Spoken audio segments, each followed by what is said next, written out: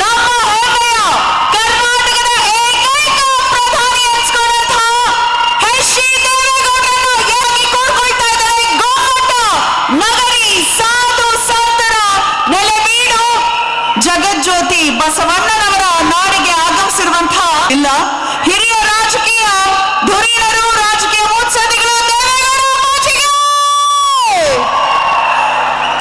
ಆಗಮಿಸಿದಂತಹ ಕಿತ್ತೂರು ಕರ್ನಾಟಕದ ಎಲ್ಲ ಜಿಲ್ಲೆಗಳಿಂದ, ಅದರಲ್ಲೂ ವಿಷಯಂದ್ರಿಗೆ, ತಾಯಂದ್ರಿಗೆ, ಪಕ್ಷದ ಎಲ್ಲ ಹಿತೈಷಿಗಳಿರ್ಬೋದು, ಎಲ್ಲ ತಾಯಂದ್ರಿಗೆ ಕೂಡ ಎಲ್ಲರಿಗೂ ಕೂಡ ಗೊತ್ತಿದೆ, ಈ ದೇಶ ಈ ನಾಡು ಕಂಡಂತಹ ಶ್ರೇಷ್ಠ ನಾಯಕರಂತ ಸನ್ಮಾನ್ಯ ದೇವೇಗೌಡರು ಇಂದ ಒಂದು ಪ್ರಾದೇಶಿಕ ಪಕ್ಷವನ್ನು ಹುಟ್ಟಾಕಿದ್ರು. ಇವತ್ತಿನ ಸಮಾಜಕ್ಕೆ ಕೊಡುಗೆ ಕೊಟ್ಟಂತ ಇಂಥ ಧೀಮಂತ ನಾಯಕನಿಗೆ ಬದಾಮಿಯ 2ನೇ ಪುಲಿಕೇಶಿ ನಂತರ ಈ ಒಂದು ದೇಶದಲ್ಲಿ ನಾಡಿನ ಕೀರ್ತಿ ಪತಾಕೆಯನ್ನು ನಡೆಸಿದಂತ ಸನ್ಮಾನ್ಯ 25 ವರ್ಷಗಳ ಕಾಲ ಇವತ್ತು ಗೊತ್ತಿರಲಿಲ್ಲ 2 ಬಾರಿ ಇದೇ ಪಕ್ಷದ ವತಿಯಿಂದ ಮುಖ್ಯಮಂತ್ರಿಗಳಾಗಿದ್ದಾರೆ. ಹಲವಾರು ಜನಪರ ಕಾರ್ಯಕ್ರಮಗಳನ್ನು ಕೊಟ್ಟಿದ್ದಾರೆ. ಎಲ್ಲ ಕಾರ್ಯಕರ್ತರು ಕೂಡಿಕೊಂಡು ಒಂದು ಗೌರವ ಸಮರ್ಪಣೆ ಮಾಡತಕ್ಕಂಥ ಕಾರ್ಯಕ್ರಮ ನನ್ನ ಬಹಳಷ್ಟು ಅಭಿಮಾನ. ಇವತ್ತು ಕುಮಾರಸ್ವಾಮಿ 25 ವರ್ಷಗಳ ಕಾಲ ಏನು ಸನ್ಮಾನ್ಯ ದೇವೇಗೌಡರ ಮಾರ್ಗದರ್ಶನದಲ್ಲಿ ಇವತ್ತು ಒಂದು ಮಾತನ್ನು ಹೇಳ್ತಾ ಇದ್ದೀನಿ. ಹಲವಾರು ಬಾರಿ ಎಲ್ಲ ಮುಖಂಡರು ಮಾತಾಡ್ಕೊತಿದ್ವಿ, ಯಾರು ಮುಂದಿನ ದಿನಮಾನದಲ್ಲಿ ನಮ್ಮ ಪಕ್ಷ ನಾಯಕತ್ವ ಜವಾಬ್ದಾರಿ ತೆಗೆದುಕೊಳ್ಳೋರು. ಬಹಳ ಹೆಮ್ಮೆ ಅಭಿಮಾನ ಅನಿಸ್ತಾ ಇದೆ. ಇವತ್ತು ದೇವೇಗೌಡರ ಕುಡಿ ನಮ್ಮೆಲ್ಲರ ಯುವ ನಾಯಕ ನಿಖನ ದೇವೇಗೌಡ ಅಪ್ಪಾಜಿರಿಗೆ ಹೇಳಿ ಕೂಡ ಬಯಸ್ತೀನಿ. ನೆಲ ಜಲ ಭಾಷೆ ವಿಚಾರ ಬಂದಾಗ ಸಮಗ್ರ ಅಭಿವೃದ್ಧಿಯನ್ನು ತೋರಿಸಬೇಕಂತ ನಿಮ್ಮ ಕಲ್ಪನೆ ಏನಿತ್ತು, ಅದು ನಾನು ಸನ್ಮಾನ್ಯ ದೇವೇಗೌಡ ಅಪ್ಪಾಜಿ ಅವರಿಗೆ ಎಲ್ಲ ಕಾರ್ಯಕರ್ತರ ಪರವಾಗಿ, ಎಲ್ಲ ಮುಖಂಡರ ಪರವಾಗಿ, ಅದರಲ್ಲೂ ಉತ್ತರ ಕರ್ನಾಟಕದ ಎಲ್ಲ ರೈತ ಬಾಂಧವರ ಪರವಾಗಿ ಇವತ್ತೇನೋ ಪ್ರಧಾನಮಂತ್ರಿ ಆಗಲ್ಲ. ಯಾಕೆ ಈ ಕಾರ್ಯಕ್ರಮಕ್ಕೆ ಬರ್ತೀನಿ ಅಂತ ಹೇಳಿದೆ. ಈ ಭಾಗದ ಮಹಾಯುದ್ಧೆ ಯಾವ ನಮ್ಮ ಹಿರಿಯರು ಭೀಕರ ಬರಗಾಲ ಬರೋದು, ಗೋವಾಕ್ಕೆ ಗುಳೆ ಹೋಗೋರು, ಮಹಾರಾಷ್ಟ್ರಕ್ಕೆ ಗುಳೆ ಹೋಗೋರು. ಇಲ್ಲಿಯ ಪರಿಸ್ಥಿತಿಯನ್ನ ನಾನು ವಿರೋಧಿ ಪಕ್ಷದ ನಾಯಕನಾಗಿ 1973ರಿಂದ ಈ ಭಾಗದ ಎಲ್ಲ ಮೂಲೆಯನ್ನು ಸುತ್ತಿದ್ದೇನೆ. ಅನೇಕರಿಗೆ ಗೊತ್ತಿಲ್ಲ ದೇವೇಗೌಡರು ಏನು ಮಾಡಿದ್ದಾರೆ. ಇವತ್ತು ನಾನು ನಮ್ಮನ್ನ ಏನು ಕೇಳಲಿಕ್ಕೆ ಬಂದಿದ್ದೇನೆ ಅಂದರೆ, ನನಗೆ ಅಧಿಕಾರ ಕೊಡಿ ಅಂತ ಕೇಳಲಿಕ್ಕೆ ಬಂದಿಲ್ಲ. ಯಾವ ಒಂದು ಪ್ರಾದೇಶಿಕ ಪಕ್ಷವನ್ನ 1978ರಲ್ಲಿ ಮೊರಾರ್ಜಿ ದೇಸಾಯಿ ಅವರು ಪ್ರಧಾನಮಂತ್ರಿ ಆದಾಗ ಈ ಪಕ್ಷವನ್ನು ನನ್ನ ತಲೆಗೆ ಕಟ್ಟಿದರು. ದೇವೇಗೌಡರೇ, ನೀವು ವಿರೋಧಿ ಪಕ್ಷದ ನಾಯಕರಾಗಿ ಅತ್ಯಂತ ಉತ್ತಮವಾದ ಕೆಲಸ ಮಾಡಿದರೆ ನೀವು ಪಕ್ಷವನ್ನು ಬೆಳೆಸಿ. ಅದಾದ ಮೇಲೆ ಏನೇನು ಘಟನೆ ಆಯಿತು ನಾನು ಮಾತನಾಡಲಿಕ್ಕೆ ಹೋಗಲ್ಲ. ಯಾರ ಬಗ್ಗೆನೂ ನಾನು ಲಘುವಾಗಿ ಮಾತನಾಡಲಿಕ್ಕೆ ಬಂದಿಲ್ಲ. ದಯಮಾಡಿ ನಿಮ್ಮಲ್ಲಿ ಕೈ ಮುಗಿದು ವಿಶ್ಲೇಷಣೆ ಮಾಡ್ತೇನೆ. ನಾನು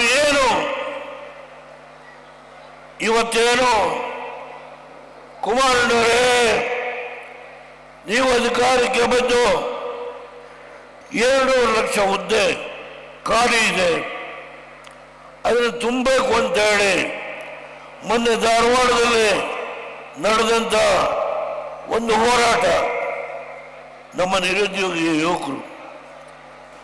ನಾವು ಅಧಿಕಾರ ವಹಿಸಿಕೊಂಡ ಮೊದಲನೇ ವರ್ಷ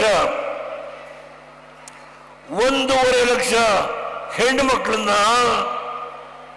ಯಾವುದೇ ಒಂದು ಇಂಟರ್ವ್ಯೂ ಇಲ್ಲದೇನೆ ಅವರಿಗೆ ನೇಮಕಾತಿಯನ್ನು ಮಾಡಿದ್ವಿ. 1.5 ಲಕ್ಷ. ಅರ್ಥ ಮಾಡಿಕೊಳ್ಳಬೇಕು. ಮುಸಲ್ಮಾನ್ ಬಂಧುಗಳಿಗೆ 4% ರಿಸರ್ವೇಶನ್ ಕೊಟ್ಟಂತಹದ್ದು ಬದುಕಿದ್ದೀನಿ ಇಲ್ಲಿ ದೇವೇಗೌಡ. ಇಸ್ಮಾಯಿಲ್ ಕಾಲಿಬುಡ್ಡೆ ಅವರನ್ನ MLC ಮಾಡಿದೆ. ಕರ್ಪೂರಿ ಮಾಟನ್ನ MLC ಮಾಡಿದೆ. ಇಲ್ಲಿ ಪಾಟೀಲು ಪಾಪ ಬಿಜಾಪುರದಲ್ಲಿ ನಾನು ಚುನಾವಣಾ ಪ್ರಚಾರಕ್ಕೆ ವೇದಿಕೆ ಮೇಲೆ ನಿಂತಿದ್ದೇನೆ. ದೇವರೇ, ನೀವು ನಮ್ಮ ಸಮಾಜ ಗುರುತಿಸಿಲ್ಲ, ನೀವು ಗಾಡಿ ಇಲ್ದಿದ್ದಾಯ್ತರ, ನಮ್ಮ ಸಮಾಜ ಗುರುತಿಸಿಲ್ಲ. ನೀವು ಯಾರಪ್ಪ ನಿಮ್ಮ ಸಮಾಜ? ನೋಡಿ ಇಲ್ಲಿದ್ದಾರೆ, ಬಾಪ ಮೇಲೆ ಬಂದರು.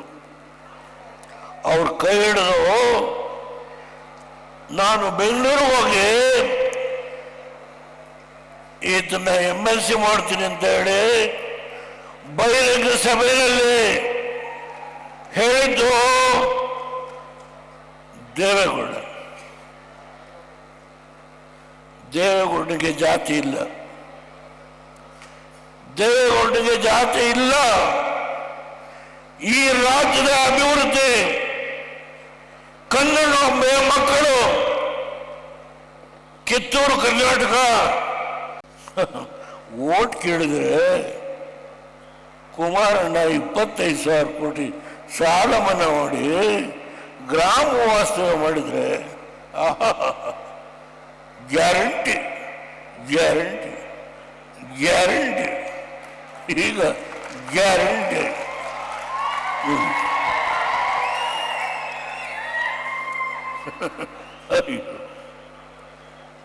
ಶಾಶ್ವತವಾಗಿ ದುಡಿಯುವ ಕೈಗೆ ಶಕ್ತಿಯನ್ನು ತುಂಬುವ ನನ್ನ ರೈತ ಇರಿದಾನೆ,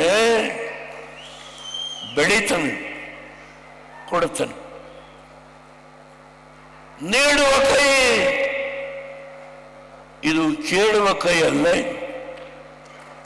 ಯಾವ ರೈತ ಇದ್ದಾನೆ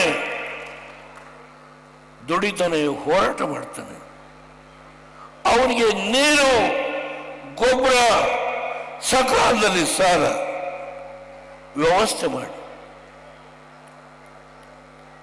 ನಿಮ್ಮನ್ನೇನು ಕೇಳು. ಆ ಕೆಲಸವನ್ನ ಮಾಡಲಿಕ್ಕೆ ಏನು ಹೋರಾಟ ಮಾಡಿದ್ದೇನೆ ಅಂತ ಹೇಳಿ 46 ಪುಟ ಇದೆ. ನಮ್ಮ ಯುವಕರು ದಯಮಾಡಿ ಈ ಪುಸ್ತಕ ತಗೊಂಡು ಓದಬೇಕು.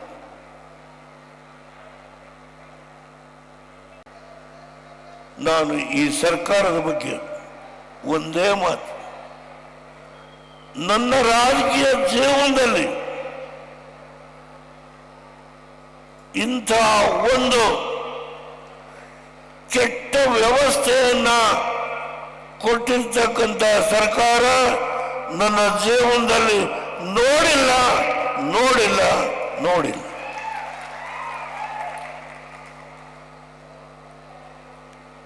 ಇವತ್ತು ನಿಮ್ಮ ಮುಂದೆ ಕೈ ಚಾಚ್ತೇನೆ, ಕೈ ಚಾಚ್ತೇನೆ. ಒಂದು ಪ್ರಾದೇಶಿಕ ಪಕ್ಷ ಬೆಳೆಸಿ ಉಳಿಸಿ ನಾಡಿನ ಅಭ್ಯುದಯಕ್ಕೆ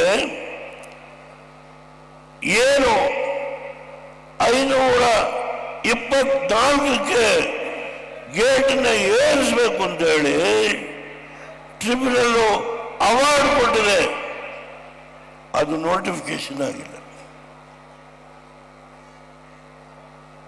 ಹೋರಾಟ ಮಾಡ್ತೀನಿ. ನಾನು ನಿಮ್ಮ ಜೊತೆ ಇರ್ತೀನಿ. ಲೋಕಸಭೆಯಲ್ಲಿ ಇರಬಹುದು, ಇಲ್ಲದೆ ಇರಬಹುದು. ದಯಮಾಡಿ ನನ್ನ ಯುವಕರ ಪಡೆ, ಕನ್ನಡಾಂಬೆಯ ಮಕ್ಕಳು ನಾವೆಲ್ಲ ಒಟ್ಟಾಗೋಣ, ಒಂದಾಗಿ ದುಡಿಯೋಣ. ಮರೀರಿ ಈ ಭಾಗ ಆ ಭಾಗ ಮರೀರಿ. ನಾಡಿನ ಶ್ರೇಯಸ್ ಕುಮಾರ್ ನಿಮ್ಮೆಲ್ಲಲ್ಲಿ ಕೈ ಮುಗಿದು ಪ್ರಾರ್ಥನೆ ಮಾಡಿ. ನಾನು ತುಂಬ ಮಾತಾಡಿದೆ ಅಂತ ಅನ್ನಿಸ್ತದೆ. ಸುಮಾರು 26 ಜನಕ್ಕೆ MLCಗಳು, MP ಗಳು ಈ ರಾಜ್ಯದಲ್ಲಿ ಯಾವ್ಯಾವ ಜಾತಿ ಮಂಡಪ, ಯಾವ್ಯಾವ ಜಾತಿ, ಆದರೆ 26 MLCಗಳು, ರಾಜ್ಯಸಭಾ ಮೆಂಬರು,